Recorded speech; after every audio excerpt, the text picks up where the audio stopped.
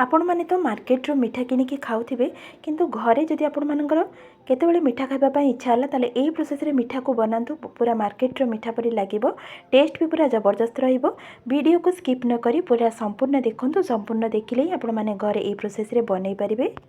नमस्कार दर्शक बंधु मु आपण मानकर इप्सिता मो चैनल इप्सिता स्किचन ने आपण मानको अनेक अनेक स्वागत। तेबे चलंतु आउ देरी न करिकि आज रो एई मिठा रेसिपी को स्टार्ट करबा।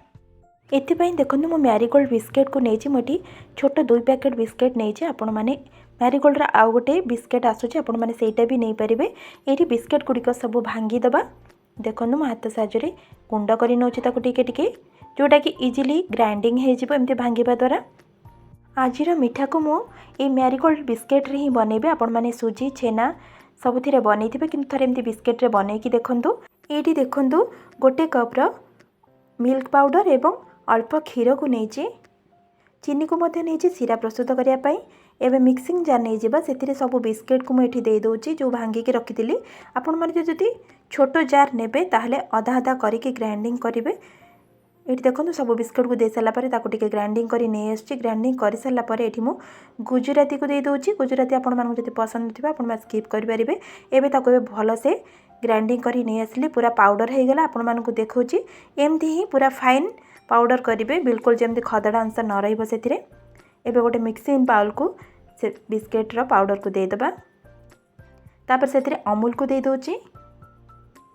बिस्किट को देखिए आपण मैंने अमूल ऐड करेंगे। ये 3 पिंच खाइबा सोडा को नहीं ताको ए भल से चामच साहाଯ୍य मिसई नबा। ये देखंतु ताको भल से मिसई नौची। ये परफेक्ट भाव आमर अमूल खाइबा सोडा एवं बिस्किट पाउडर सब मिसीगला। एबे आमे अल्प अल्प क्षीर देकी ताकू चकड़ी नबा। जेमती रुटी पाई आमे डो प्रस्तुत करे सेमती ही करबा। एट ए टाइम क्षीर देबे नहीं अल्प अल्प करिकी देबे। ये देखंतु अल्प अल्प करिकी मु क्षीर को दउची। एतिकी ही क्षीर दरकार हबो। ये ताकू भल से चकड़ी नेली पूरा 5 ରୁ 7 मिनिट पर्यंत आपको भल से चकड़ी नेबे। ये देखो भल से चकड़ी हेले बाउल बिल्कुल भी लगे नहीं। एमती हेले ही आपण मैंने जानवे डोटी परफेक्ट होती। एबे ताको आमे 10 ରୁ 15 मिनिट पर्यंत टिके रेस्ट देदेबा। एतिकी ही क्षीर बळीगला मुझे नहीं थी सेपटे आम सीरा प्रस्तुत करवा। गैस रे गोटे बाउल को बसई देछि से मु चीनी को दे दूची। जेतिकी चीनी नेबे तार डबल नेबे पानी। मुझे 2 बाउल पानी को नौची गोटे बाउल चीनी पाई। एबे ताको भल से मिसई नबा।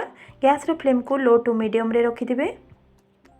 देखो चामच साहाଯ୍य आस्ते आस्ते करके मिसई नेबे जेमते आग चीनीटा मेल्ट हो जिवो।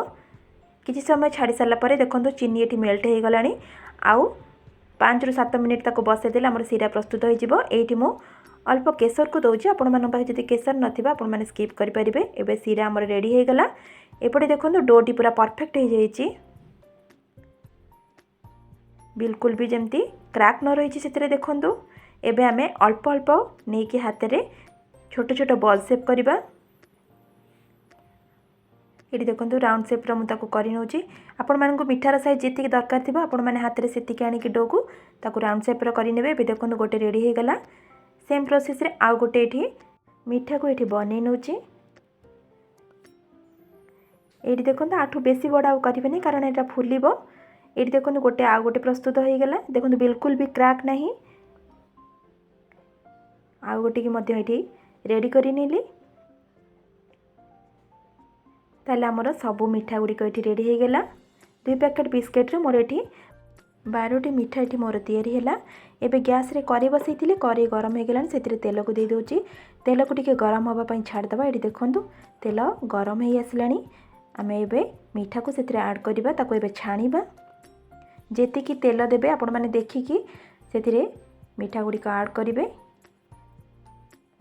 ये सब देखु सबू जाक मुझे देदेली मोर जगह हो गला। दे सारा पर ऊपर को टिके तेल देदेवे चामच साहाଯ୍य जहाँद्वारा कि भल से फ्राए हो। ये देखो गरम तेल को ऊपर को टिके चामच साहाଯ୍य दे दूची। ताकू एबे आर साइड को उल्टई देली। टिके टिके मझे एपट सपट करके चामच साहाଯ୍य आपण मैंने उल्टई देबे जहाँद्वारा कि दीपट साइड जमती भल से फ्राए हम और कलर भी सेम दीपट साइड परफेक्ट हम। ये देखो गरम सीरा मुझे आणिकी छाणिकी पकईदेली। आमे पकई सारापर 2 ରୁ 3 मिनिट टिके गैस रे ताको बसई दबा जहाँद्वारा कि सीरा जल्दी अब्जर्व कर मिठारे। जेहेतु आम इनस्टांट बनाऊे आपको 1 घंटा रखा आपण जब अधिक समय थी आपने अधिक समय रखिपारे 4 ରୁ 5 घंटा पर्यंत। 1 घंटा पर आम मिठाटी रेडी होगा पूरा सफ्ट हो जाए आपण मैंने देखिए जानीपे। एथर राखी ये बिस्किट रे एमती मिठा को बनातु घर लोक सर्व करूँ गेस्ट मान सर्व करूँ। जदि वीडियोटी आपण पसंद लगी प्लीज गोटे लाइक करेंगे। एमती सहज नुआ नुआ रेसिपी देखापी मो चैनल को सब्सक्राइब करेंगे। रोची नमस्कार।